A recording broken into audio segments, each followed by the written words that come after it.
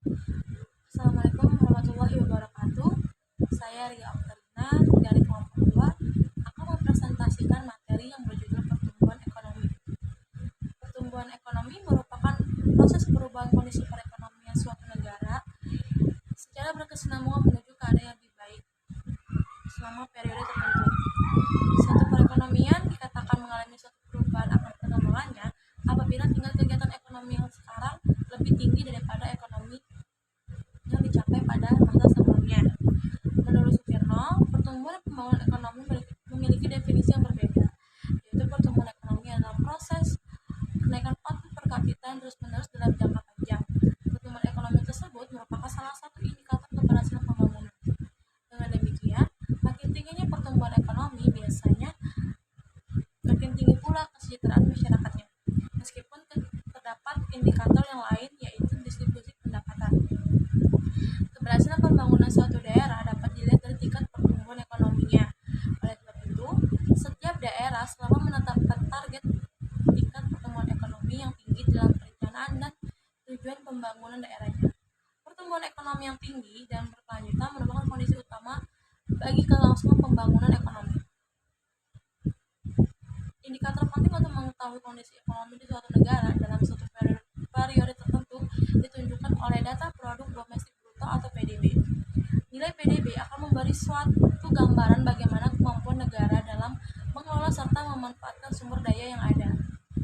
Dari data Indonesia dapat dilihat rata-rata pertumbuhan ekonomi dari tahun 1998 sampai dengan 2014 itu sangat meningkat. Pada tahun 1998 sampai 1999, pertumbuhan ekonomi Indonesia menurun sebesar 6,65%. Ini terjadi karena dampak krisis moneter yang sedang dialami Indonesia. Namun, pada tahun 2000 sampai 2004, Indonesia mulai membenahi ekonomi dan pertumbuhan ekonomi pun mulai membaik. Hingga pada tahun 2010 sampai 2014, pertumbuhan PDB Indonesia sebesar 5,80%. Pertumbuhan ekonomi diartikan sebagai proses kenaikan output dalam jangka panjang. Menurut Budiono, kata per kapita menunjukkan ada dua sisi yang perlu diperhatikan, yaitu sisi output totalnya dan sisi jumlah penduduk. Proses kenaikan output per kapita harus dianalisa dengan jalan melihat apa yang terjadi dengan output total di satu pihak dan jumlah penduduk di pihak lain, sehingga menjelaskan apa yang terjadi dengan GDP total dan apa yang terjadi pada jumlah penduduk. Oleh karena itu, posisi penduduk dalam pembangunan ekonomi menjadi penting karena pertumbuhan ekonomi sendiri selalu terkait dengan jumlah penduduk. Di dalam hal kependudukan, Indonesia termasuk dengan negara yang memiliki jumlah penduduk yang besar. Indonesia juga terdiri atas ribuan pulau, beragam budaya, ratusan suku dan ratusan bahasa daerah. Hal ini pula menjadi keunggulan Indonesia dilihat dari segi kependudukannya.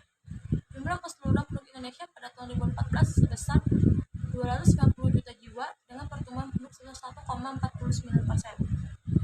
Keadaan jumlah penduduk sebesar itu tentu memerlukan perhatian yang sangat besar dari pemerintah ataupun negara dan ataupun lembaga terkait untuk dapat memenuhi kebutuhan penduduknya, agar jumlah penduduk yang besar ini dapat berperan sebagai sumber daya pembangunan di tanah air.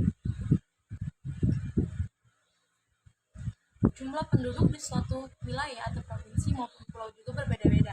Dengan demikian, juga dengan angka pertumbuhan yang berbeda pula. Pertumbuhan ekonomi berarti perkembangan kegiatan dalam perekonomian yang menyebabkan barang dan jasa diproduksi dalam masyarakat bertambah dan kemakmuran masyarakat pun meningkat. Masalah pertumbuhan ekonomi dapat dipandang sebagai masalah makro dalam jangka panjang. Dari satu periode ke periode lainnya, kemampuan suatu negara untuk menghasilkan barang dan jasa akan meningkat. Kemampuan yang meningkat ini pun disebabkan karena faktor produksi akan selalu mengalami pertambahan dan jumlah dan kualitasnya. Investasi akan menambah jumlah barang modal. Teknologi yang digunakan menjadi berkembang.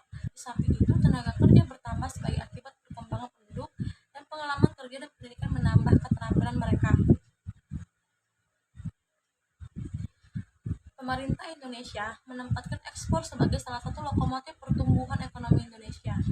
Data dari Statistik Indonesia menyebutkan bahwa ekspor barang jasa penyumbang kedua terbesar dari pertumbuhan ekonomi setelah konsumsi privat dengan sumbangan antara 8-15% untuk periode 2004 sampai dengan 2007. Setiap tahun, pemerintah setiap tahun, pemerintah menekan target pertumbuhan ekspor dalam mendukung pertumbuhan ekonomi dan penciptaan lapangan kerja.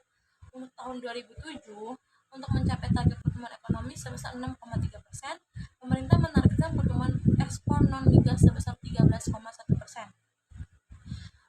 Pada tahun 2008, dengan target pertumbuhan ekonomi sebesar 6,4%, pemerintah menargetkan pertumbuhan ekspor sebesar 11,2%. Agar target ekspor tersebut dapat dievaluasi dan sekaligus untuk merumuskan upaya antisipasi, identifikasi faktor-faktor yang mempengaruhi ekspor Indonesia merupakan upaya strategis. Faktor tersebut secara garis besar dapat dibagi menjadi faktor domestik dan faktor pasar internasional. Faktor domestik antara lain mencakup kapasitas produksi, harga di pasar domestik, dan berbagai kebijakan domestik. Di sisi lain, faktor bersumber dari pasar internasional antara lain mencakup harga di pasar internasional, nilai tukar, dan sisi permintaan dari negara importer produk Indonesia. Sisi permintaan negara importer antara lain kondisi pertumbuhan ekonomi, produk bersaing, serta kebijakan terkait di negara importer.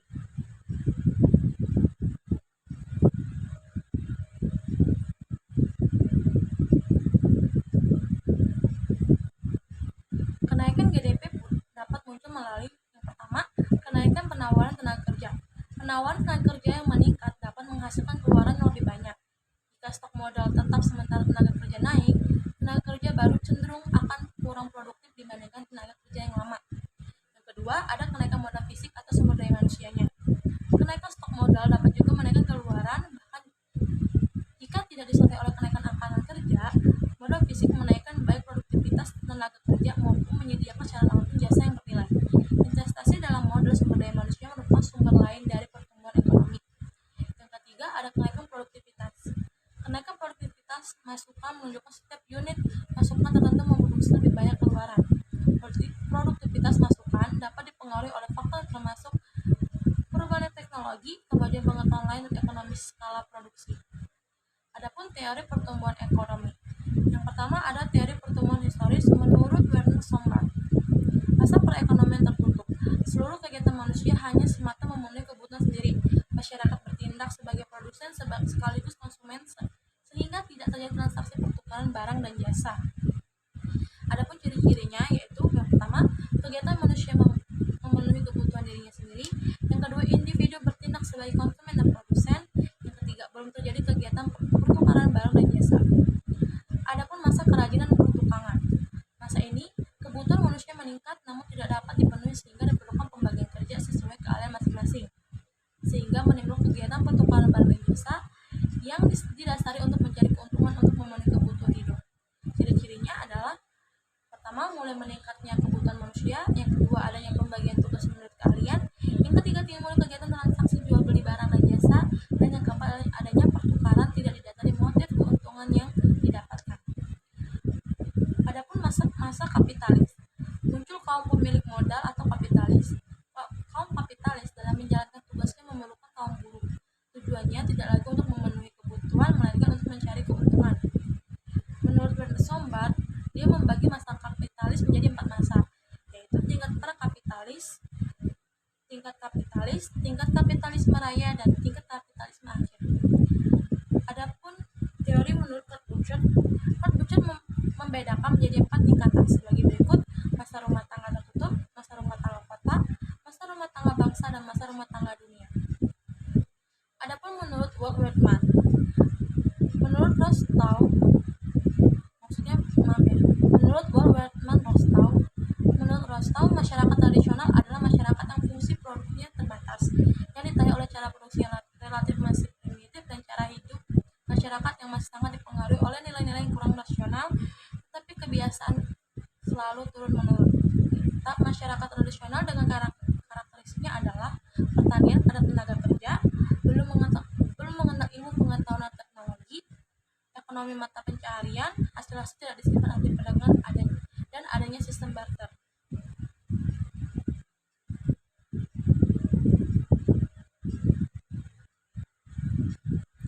Dan di sini pun ada hal-hal yang mempengaruhi pertumbuhan ekonomi. Yang pertama, akumulasi modal.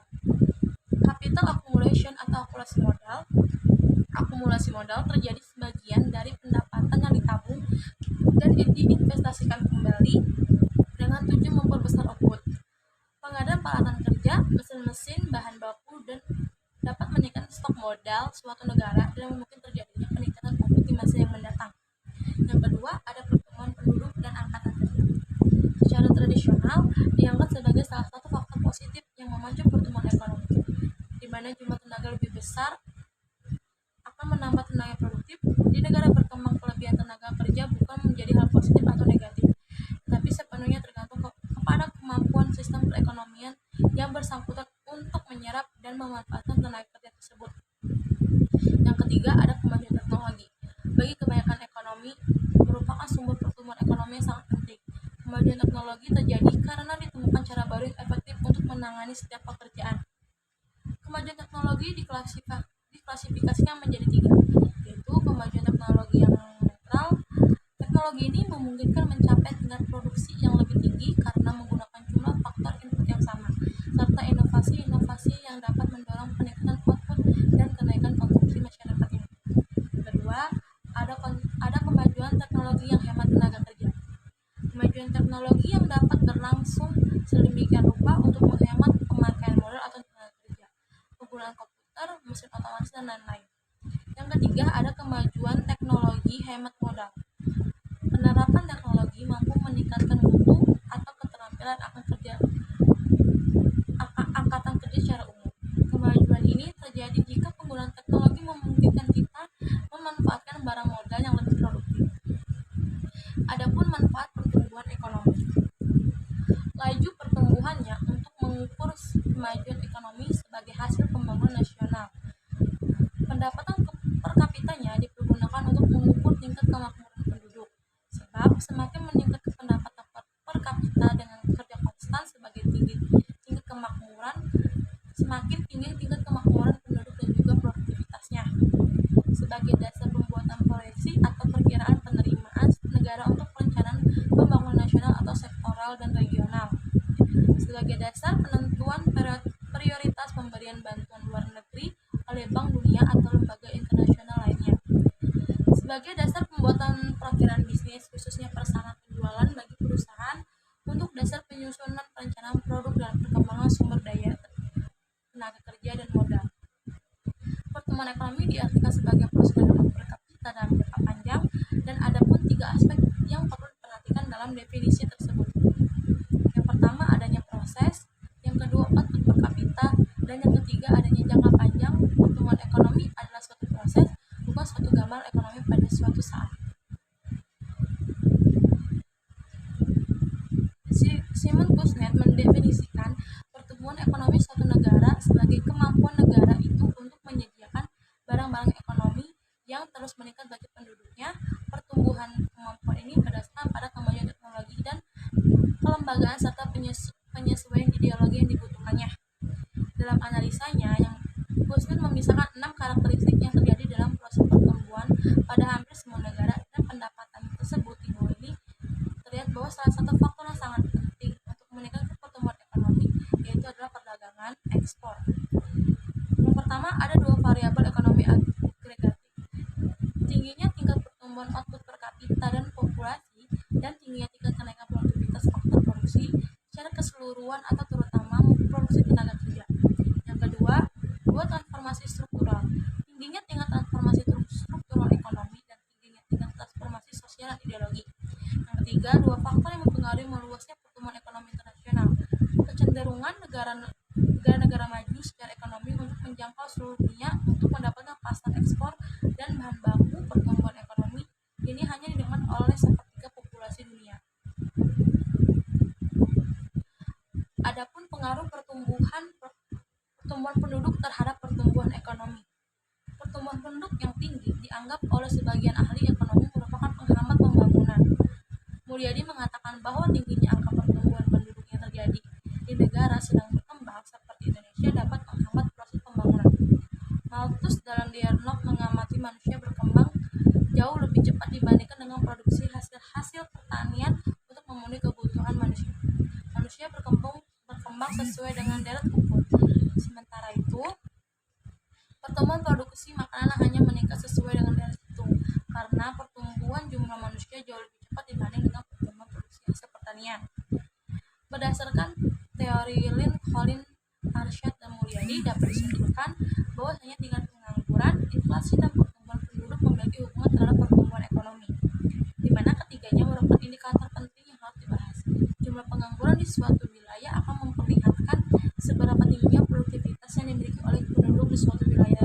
Kemudian, inflasi yang merupakan kenaikan harga-harga barang memperlihatkan bagaimana proporsi untuk bahan baku produksi suatu negara maupun hal-hal yang lain terkait. Dan pertumbuhan penduduk akan memperlihatkan